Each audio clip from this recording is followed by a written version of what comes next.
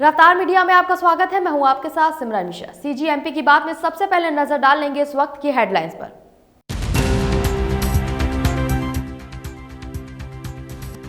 बस्तर विकास प्राधिकरण की बैठक संपन्न। सौर समाधान ऐप मनो बस्तर की हुई लॉन्चिंग। ऊर्जा चलित पावर बैंक का भी हुआ शुभारंभ।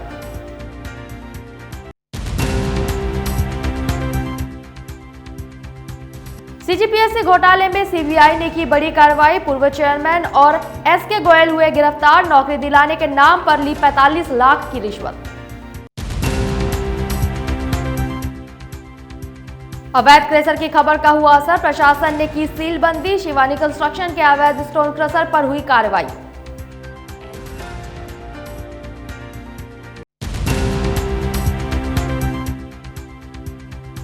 ट्रिपल मर्डर को लेकर सर्वनाई समाज ने कलेक्टर को सौंपा ज्ञापन। पुलिस पर लगाया लापरवाही का आरोप। न्याय न मिलने पर दी आंदोलन की चेतावनी।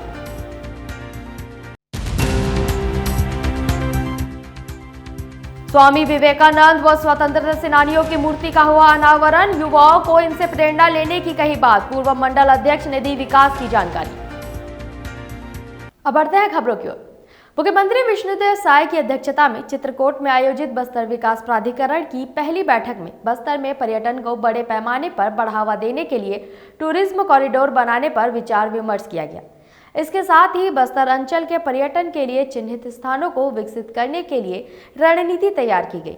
बैठक में बस्तर में एनएमडीसी द्वारा सुपर स्पेशलिस्ट हॉस्पिटल के निर्माण के लिए भी चर्चा की गई। इस मौके पर सीएम साय ने सौर समाधान और मनो बस्तर ऐप लॉन्च किया तथा सौर ऊर्जा चलित पावर बैंक का भी शुभारंभ किया। इस दौरान सीएम साय ने कहा कि हमारी सरकार ने बस्तर और सरगुजा के विकास पर अपना मुख्य फोकस रखा है। साथ ही कहा कि केंद्रीय गृह मंत्री अमित शाह ने मार्च 2026 तक माओवादी आतंकवाद को खत्म करने का लक्ष्य रखा है। हम लोगों ने बस्तर में पूर्ण शांति बहाली करते हुए अंदरूनी क्षेत्रों तक लोकतंत्र की जड़ों को मजबूत करने का संकल्प लिया है।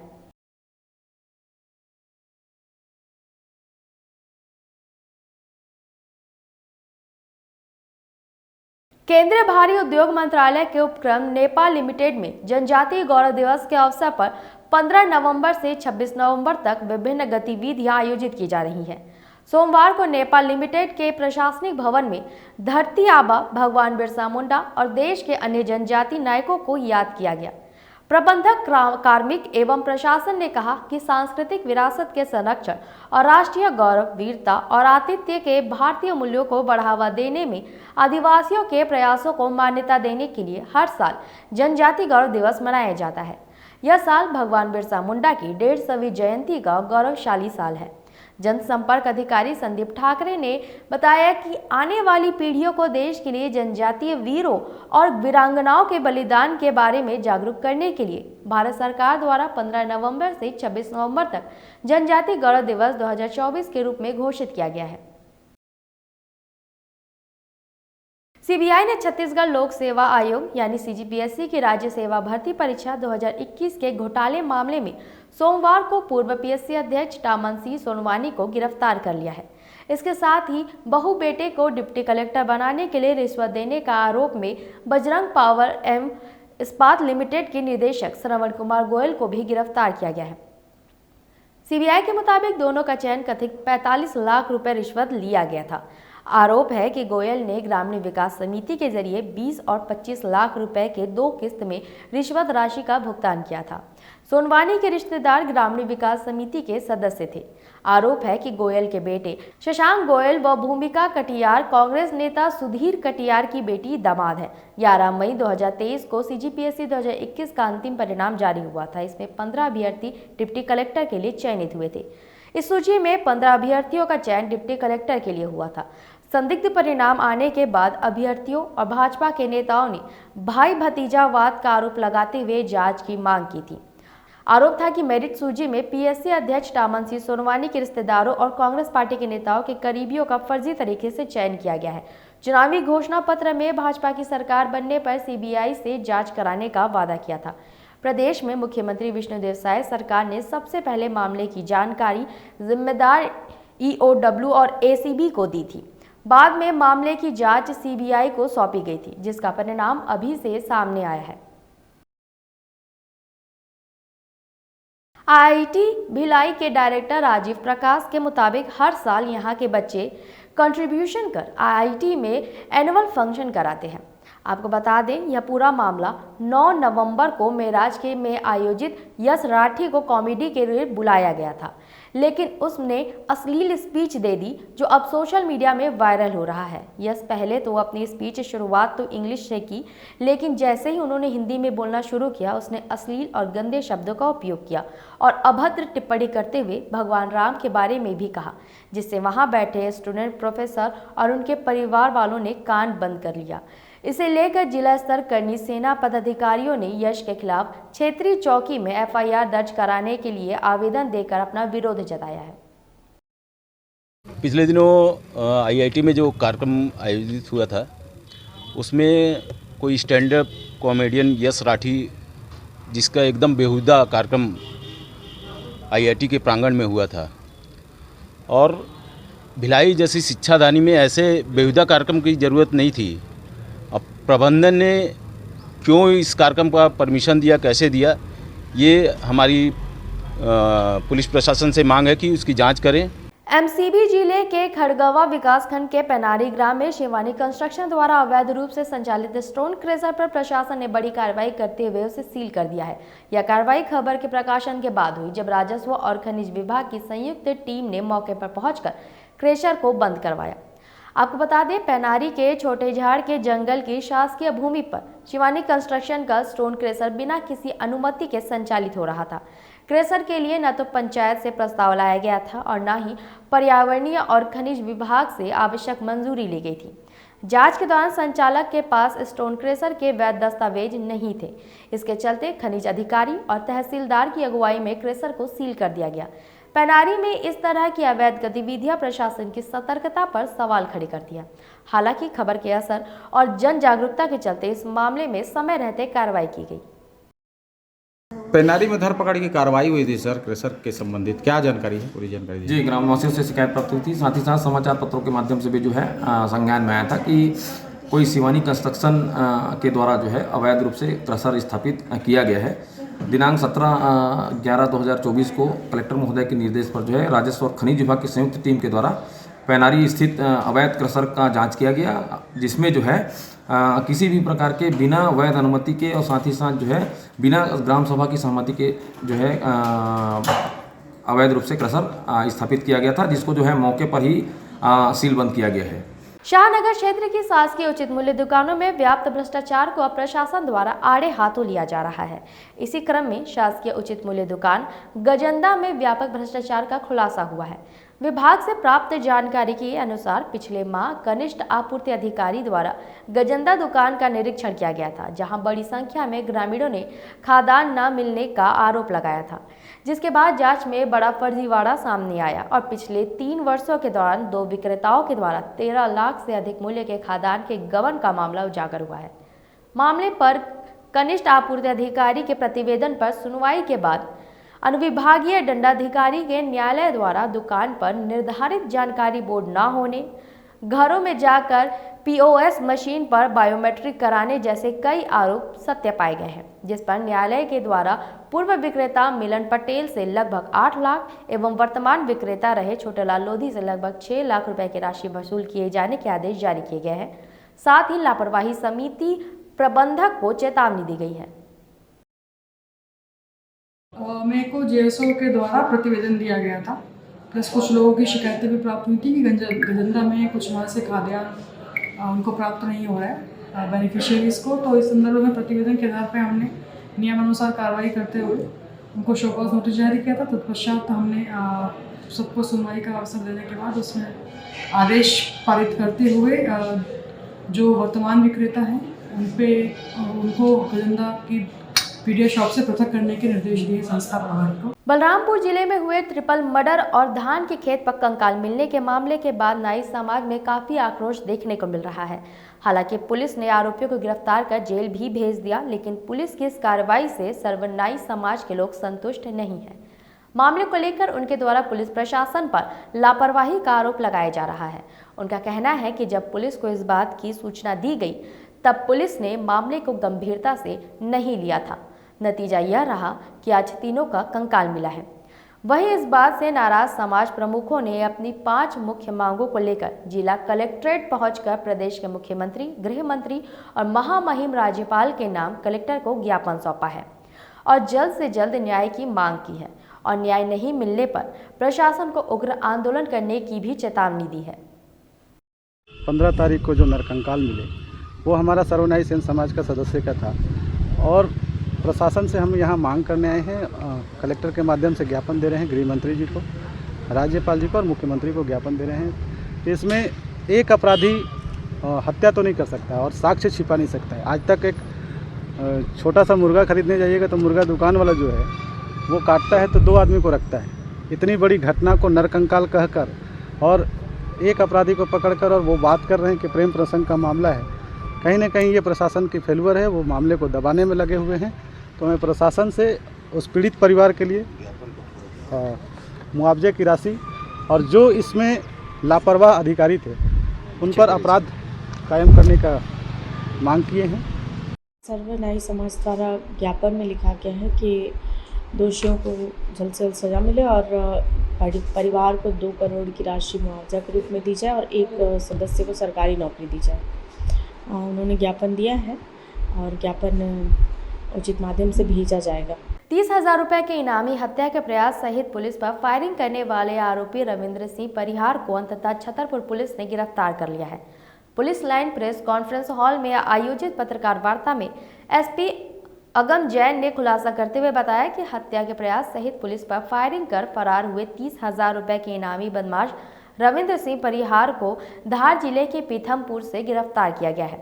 जब आरोपी को वापस छतरपुर लाया जा रहा था तब थाना मातगुआ के समीप आरोपी ने लघु शंका जाने के बाद कहकर पुलिस को गुमराह करते हुए पुलिस की सर्विस रिवॉल्वर निकालकर फायर करते हुए भागने का प्रयास किया, लेकिन पुलिस की टीम ने आत्मघात आरोपी पर गोली चलाकर गिरफ्तार कर लिया।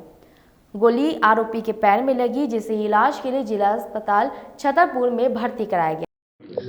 थाना ओरछा रोड से विगत दिनों में एक अपराधी रविंद्र सिंह परिहार पुलिस पर फायर करके फरार हुआ था। उस पर पूर्व से भी 12 अपराध पंजीबद्ध थे।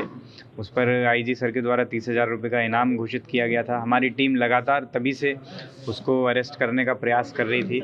ऐसे में हमको सूचना मिली कि वो पीतमपुर तरफ है और हमारी टीम वहाँ गई और कल दिन में उसको अरेस्ट करके जब वापस लेकर के आ रहे थे तो कल रात्रि में मातकुआ और छतरपुर के बीच में पेशाब करने के बहाने उसने गाड़ी रुकवाई और उतर करके भागने का प्रयास किया और जैसे ही नीचे उतरा पिस्टल पुलिस की छीन करके भागते हुए उसने पुलिस पर फायर किया।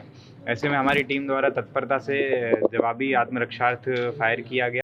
जसपुर जिले के कोतबा थाना क्षेत्र से एक दिल दहला देने वाली घटना घटित हुई है। घरेलू विवाद को लेकर पति ने अपनी पत्नी और सास को मौत के घाट उतार दिया।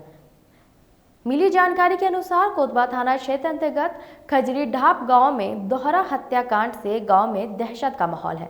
पारिवारिक विवाद के चलते सिरफिरे पति खीर सागर ने अपनी पत्नी और सास को डंडे से पीट कर मौत के घाट उतार दिया। घटना को अंजाम देने के बाद से ही आरोपी मौके से फरार हो गया है। सूचना पर कोतपा पुलिस मौके पर पहुंचकर आरोपी खीर सागर की पतासाजी में जुट गई है।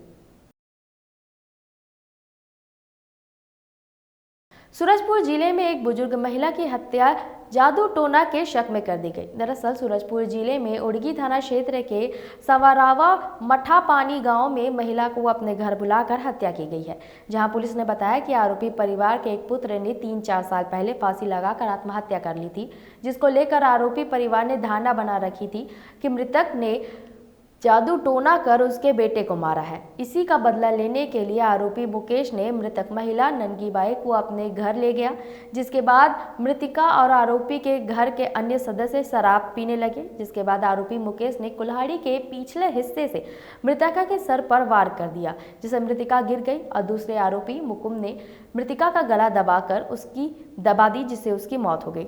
जिसके बाद इन चारों ने महिला की लाश को पास के जंगल ले जाकर फांसी दिखाने की नियत से पेड़ पर टांग दिया। वहीं पुलिस ने आरोपी मुकेश सहित उसकी मां, भाई, पिता चारों को गिरफ्तार कर लिया है।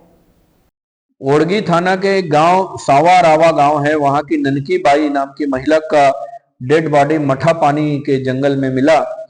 जांच पर यह पाया गया कि एक व्यक्ति वहां का मुकेश, मृतका के ही गांव का, उसका बड़ा भाई सुसाइड कर लिया था 3-4 साल पहले। तो उसके घर वाले इस महिला से, मृतका से दुश्मनी पालते थे कि इसने जादू टोना करके उसको मरवाया है। और घटना की रात को मुकेश ने इसके घर पे खटखटाया और इसको अपने घर ले गया और इसको शराब वराब पिलाए, खुद भी पिए। और तब मुन्नी बाई बोली, यानी मुकेश की माँ, कि इसी ने हमारे बड़े लड़के को मरवाया है। राजगमार निवासी रामेश्वरी श्रीवास का छोटा लड़का दुर्गेश कुछ दिन पूर्व जमीनी पाली से वापस घर की ओर लौट रहा था।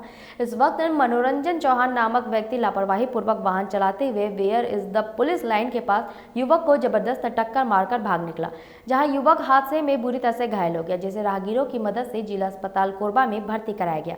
वहीं मरीज की तबीयत में सुधार नहीं होने के कारण उसे तत्काल न्यू कोरबा हॉस्पिटल शिफ्ट किया गया, जिसकी जानकारी रामेश्वरी श्रीवास ने पुलिस को दी, पर भी कोई कार्रवाई नहीं की गई। युवक की मां ने बताया कि कोरबा के निजी अस्पताल में उपचार करने पर 5 लाख की जमा पूंजी खर्च हो गई है और अब भी रुपए देने पड़ रहे हैं।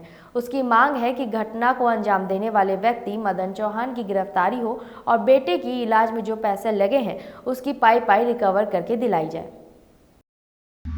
और मेरा लड़का का मतलब पति भी नहीं है, 18-19 साल हो गया, 2005 में ख़त्म हो गए हैं। और मैं छोटे बच्चा था 3 जने मेरा, और मैं रोजी मजदूरी हाजी मजदूरी करके मैं पाल रही हूँ। और आगे पीछे भी कोई नहीं है। और बच्चे लोग भी काम करने जा रहा था, वो वहाँ जमनी पाली से आ रहा था। अब जमनी पाली से आ रहा था सर, वहाँ से तो क्या बोलते हैं 5 तारीख को, जून 5 तारीख को एक्सीडेंट वहाँ पर हुआ। इधर से जा रहा था मनहरन चौहान गाड़ी में अपना, और उधर से मेरा लड़का आ रहा था। वो ओवरटेक करने के चक्कर में मेरा लड़का को राउंड साइड से ठोक दिया। सूरजपुर जिले के खड़गवा चौकी क्षेत्र में पंडो जनजाति के एक ही परिवार के 2 लोग विगत कई माह से लापता हैं, जिसको लेकर अब पंडो समाज में भी आक्रोश बढ़ता जा रहा है। दरअसल खड़गवा चौकी क्षेत्र के झिंगा दोहर निवासी इंद्रमणि पंडो ने शिकायत दर्ज कराई है कि उनकी बेटी सीमा पंडो सरसताल के एक व्यक्ति से आपसी रजामंदी के साथ पिछले 3-4 सालों से मेरे गांव में मेरी बेटी के ही घर में रहते थे, जिसके बाद 19 जनवरी को मेरी बेटी को यह व्यक्ति कहीं ले गया, जो आज तक नहीं लौटी। इसकी शिकायत मैंने स्थानीय चौकी में भी कई बार की, लेकिन आज तक कुछ कार्रवाई नहीं हुई है। मेरी बेटी का पता नहीं चल पाया है। वहीं मेरे पति भी काफ़ी दिनों से गायब हैं, उनका भी कोई पता अब तक नहीं चल पाया है। जहां इस मामले में अब पंडो समाज के जनप्रतिनिधियों ने कहा कि यदि गुमशुदा लोगों की तलाश जल्द नहीं की जाती है तो पंडो समाज आंदोलन करने पर विवश होगा। ये अभी कुछ दिनों से पता लगा है मुझे, इससे पहले कोई जानकारी नहीं मिल पाया था हमें, तो हम लोगों ने इनके बारे में कुछ शोक नहीं किया था। लेकिन जब से ये मामला हमारे समाज के समक्ष आया है, हम लोगों ने उसकी खबर ले रहे हैं। पता लगा है कि इसका पति को, इंद्रमण पंडो के पति को चंद्रिका कुशवाहा कुछ दिन पहले से, और उसकी बेटी को कुछ दखलंदाजी करके अपने घर से शायद इसको इंद्रमण को मारा भी था 2-4 झापड़, और उसके घर से ले गया है। का नाम है इंद्रमणि। अच्छा, का दिक्कत हुई से तोर साथ? कौन भुलाई से का बात है? और पतियो भुलाएगी, मोर बेटियो भुलाएगी। कौन गाँव ले? झिंगा दोहर। खड़गवा चौकी के गांव है झिंगा दोहर। वहां की जो शिकायतकर्ता इंद्रमणि, इन्होंने शिकायत की कि उसकी बेटी है सीमा पंडो, जो ऑलरेडी मैरिड है और जिसके 3 बच्चे हैं, वह गायब हैं। और उसके संबंध में चौकी में उन्होंने गुमशुदगी की रिपोर्ट दर्ज कराई है। उसके बारे में पतासाजी की जा रही है। एक जिस व्यक्ति के पास वो रहती थी, उसका भी उसके ऊपर उन्होंने शक जाहिर किया है। उस व्यक्ति से भी पूछताछ की गई है और वो व्यक्ति अभी घर में है। तो महिला का फोन के कॉल डिटेल मिले हैं, उसके आधार पे और भी जो संभावित जगह पर उसकी तलाश अभी की जा रही है। शाहनगर ग्राम पंचायत द्वारा हरदोल चौक शाहनगर में स्वामी विवेकानंद सहित 4 स्वतंत्रता सेनानियों की मूर्ति का अनावरण पवई विधायक प्रहलाद लोधी के कर कमलों द्वारा किया गया। इसके बाद राजा रामचंद्र के चित्र पटल पर दीप प्रज्वलित कर मंचिया कार्यक्रम का आयोजन किया गया। आपको बताते कि ग्राम पंचायत शाहनगर के सरपंच ने सभी को संबोधित करते हुए कहा कि आज का युवा वर्ग इन मूर्तियों को देखकर इनके बताए मार्ग पर चलने की प्रेरणा ले। वहीं पूर्व मंडल अध्यक्ष अशोक तिवारी ने शाहनगर में हो रहे विकास कार्यों को जमकर सराहना की है। CGMP के बाद में फिलहाल के लिए इतना ही। बने रहिए रफ्तार मीडिया के साथ।